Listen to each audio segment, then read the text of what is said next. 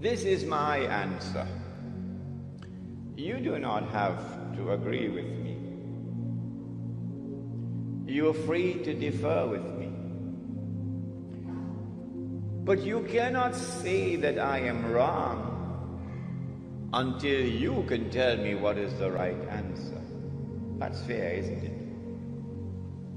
That's fair, isn't it? Come on, answer me. You cannot say that I am wrong until you can tell me what is right. Before we attempt to answer the question, let us turn to another hadith, another statement of the Prophet ﷺ, which is of crucial importance. It is also in Sahih Muslim, that when the Antichrist is released, he will live on earth for 40 days. 40 days. Yawmun kasana. One day like a year. Yawmun kashahr. One day like a month. Yawmun kajum'a. One day like a week. وَسَائِرُ أَيَّامِهِ كَأَيَّامِكُمْ. And all his days, implying all the rest of his days, would be like your days. And in the Bible, the mark of Dajjal is 666, meaning 600 and then 60 and then 6. And our Prophet says, a day like a year, that's the 600. A day like a month, that's the 60. A day like a week, that's the 6. It's the same thing, using different languages. When his day, now listen carefully, when his day is like our day, he would be in our dimension of time. And when he is in our dimension of time, then we can see him. At that time, of course, he would be, said the Prophet ﷺ, a Jew, a young man, powerfully built, with curly hair. Where would he be at that time? Of course, he would be in Jerusalem, ruling the world from Jerusalem. The way the world is now ruled from Washington. But where would he be when he's released on earth?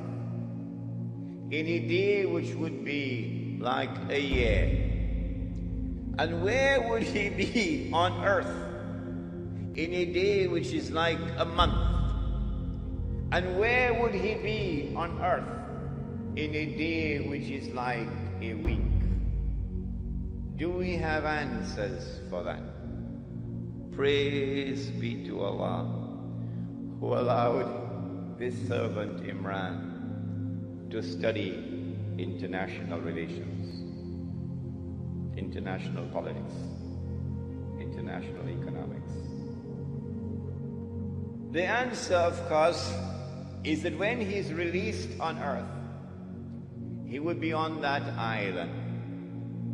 And from that island, he will launch his mission to liberate the Holy Land, to bring the Jews back to the Holy Land, to reclaim it as their own, to restore a state of Israel in the Holy Land, and get the Jews to believe that this is the holy Israel of David and of Solomon, alayhi salam.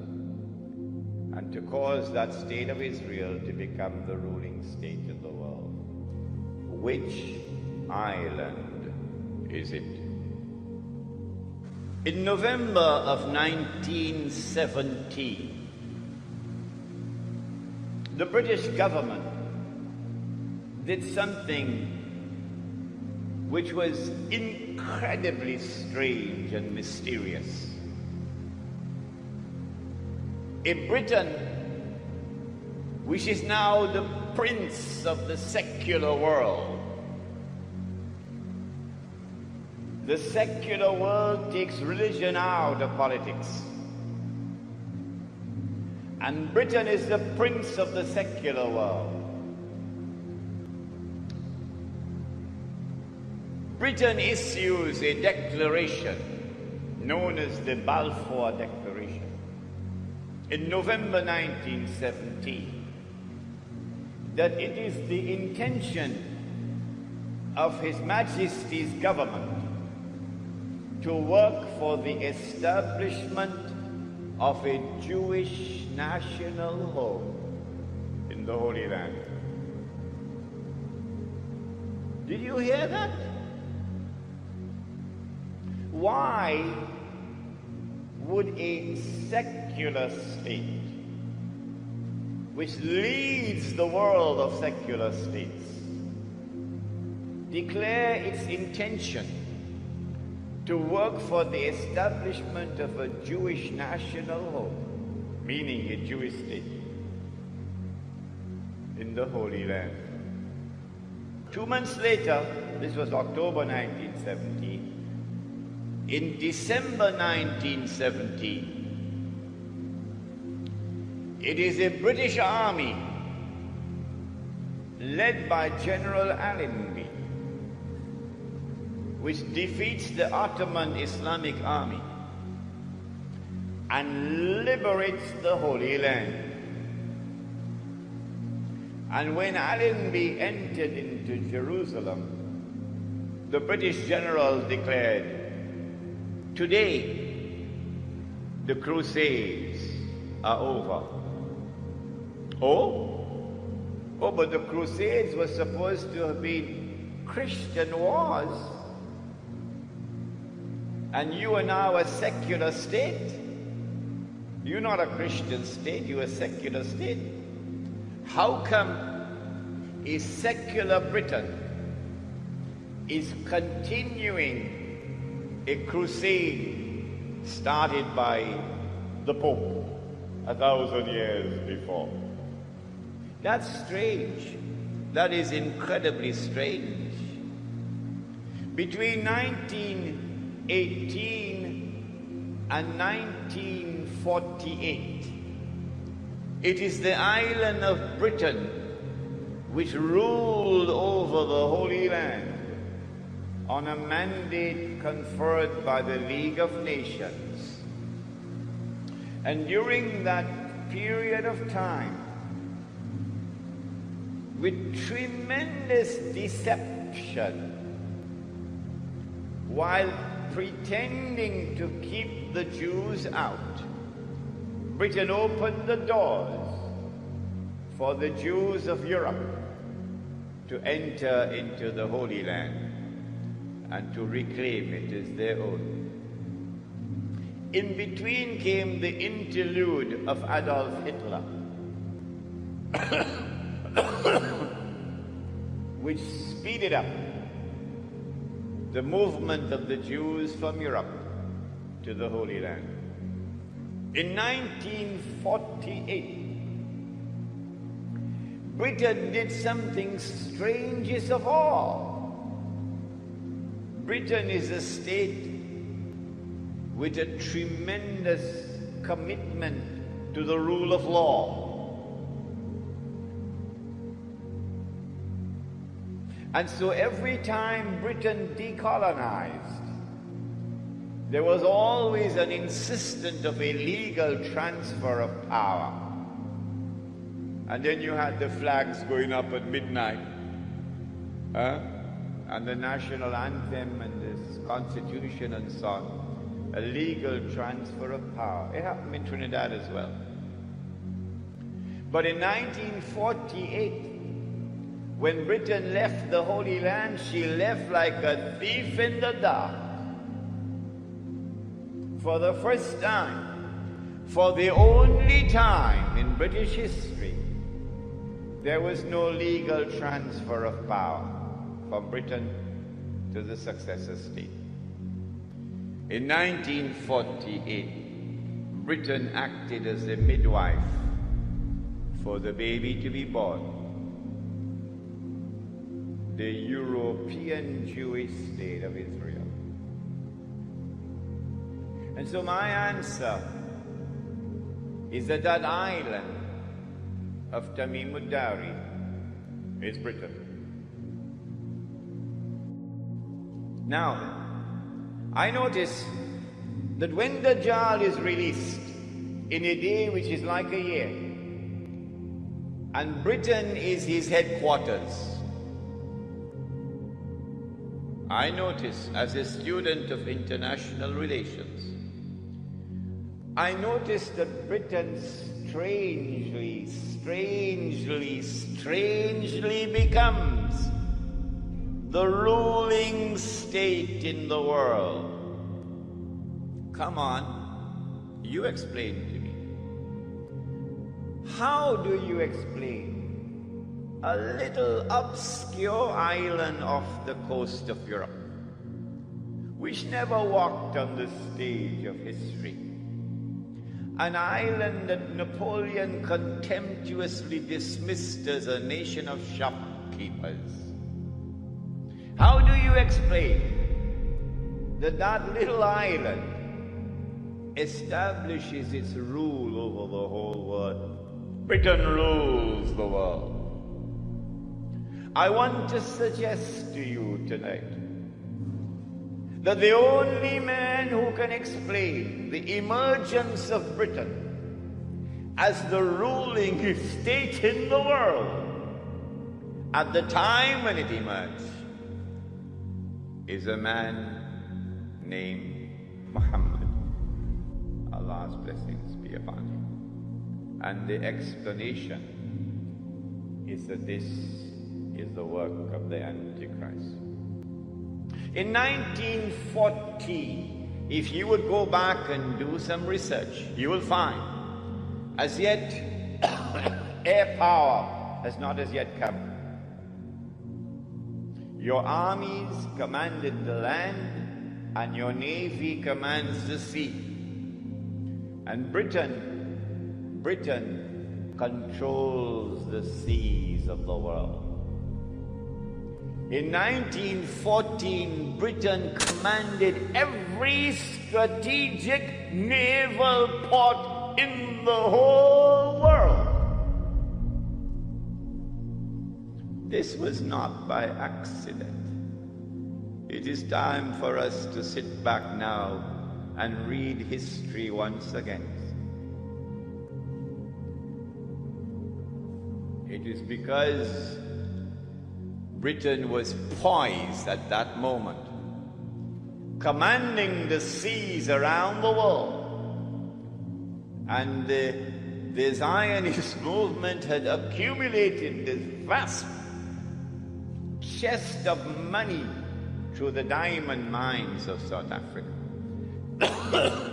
That in the summer of 1914, they were ready to strike with an act of terrorism. An act of terrorism which changed the world. I want to suggest to you that the authors of that act of terrorism in the summer of 1914, through which the Archduke Franz Ferdinand was assassinated in Sarajevo, are the same authors who planned and executed the September 11 attack on America. In the summer of 1914, there were 6 major powers in Europe: Britain, France, Russia, Germany, Austria-Hungary, that's 5, That's 5. Number 6? Number 6? Who remembers number 6? Number 6 was the Ottoman Islamic Empire. I mean, we forget about it. 6 major powers in Europe. And the Holy Land was under the control of the Ottoman Islamic Empire. The Archduke Franz Ferdinand was assassinated in Sarajevo. And the fingerprints or the footprints, which were of course manufactured, led to Russia. It was intended to lead to Russia. Like September 11 footprints or fingerprints was intended to lead to Arabs and Muslims. And so Austria-Hungary declared war on Russia as George Bush attacked Afghanistan. And then Britain and France, who had a defense treaty with Russia, now came to the assistance of Russia and joined the war. And then Germany entered the war on the side of Austria-Hungary. And then the Ottoman Islamic Empire was pushed, shoved into the war on the side of Germany. And so the stage was set, as the stage is now set today after September the 11th. And the big war took place. But strangely, Britain was losing that war, because Germany unveiled a new weapon of war that had never been used before, the submarine. And when Britain was on her knees, facing defeat, Britain, which was the ruling state in the world, is now facing defeat. Then the German Jews went to the British government and said, let's make a deal. If you will promise to give us the Holy Land, we'll bring the United States into the war on your side. Britain said, deal. You will see all of this on the last day. And so the United States entered into the war. And Britain won the war.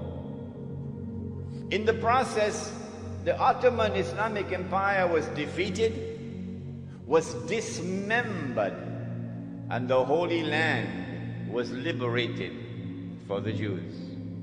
And so an act of terrorism led to this strategic target being achieved, the liberation of the Holy Land. But now, the United States takes over from Britain as the new ruling state in the world. In the same way that Britain had a mysterious relationship with the Holy Land and with the Jews, the United States now has that mysterious relationship with the Holy Land and with the Jews. It's not by accident. Dajjal has completed a day which is like a year, and he's now in a day which is like a month. Phase 2 of his mission. The United States is flying high now because it's about to crash. We are located at that moment in time when a day which is like a month is about to end, and the day which is like a week is about to commence.